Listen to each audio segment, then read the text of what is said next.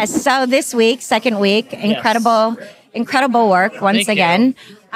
For you, in terms of the intention and the inspiration for your piece, how did you come up with this particular? You know, just in a new spot in my life, and just moving to New York City, recently single, and yeah, just like new space, and waking up and realizing that like I have to embrace a new part of life. Do you know what I mean? And trying to let go of some things. So it's, because you can't walk into my new area of life with all this baggage. You got to let some of it go. And I think it's kind of like I kind of woke up and realized that I don't have blinders on anymore. You know what I mean? So it's kind of, that's where the piece was going. And it's just like looking at something as simple as snow, how beautiful it is. I want to be outside and touch it. So the song was so beautiful. It's one of my favorite songs. And yeah, that's where I was with them. And I really wanted them to have a great moment on the show and really connect and find, have a moment to always have and remember they can always watch back on. Yeah, I love that.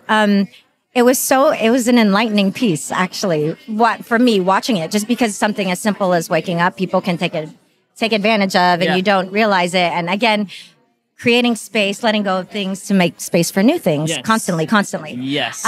So for you as well, you talked about having a breakthrough moment as a contestant. Yes. And that every dancer in this show will go through a breakthrough moment. Do you remember what that was for you when you were a contestant? It was definitely the bench piece, because I was like on the show, I didn't know how to really show my personality, because I was kind of steered towards the way when I was 18 that girls were voting for the show, and I had a boyfriend and I was gay, and at the time I didn't know, but they were saying you need to make sure that girls are voting for you. I didn't know what part of my personality I should present forward. Yes.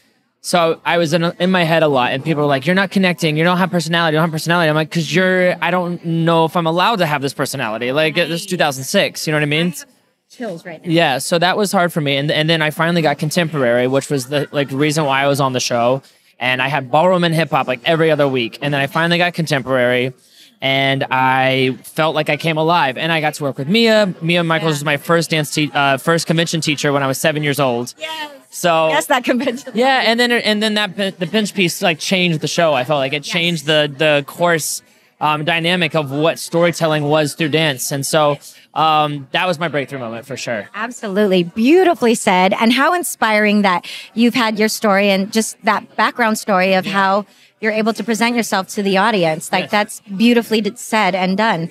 And then for you also, what does a typical day for Travis look like? Morning rituals, night ritual? Well, I have a brand new puppy. I have 2 dogs. And so I wake up and I pray to God that he didn't poop on the floor while we were sleeping.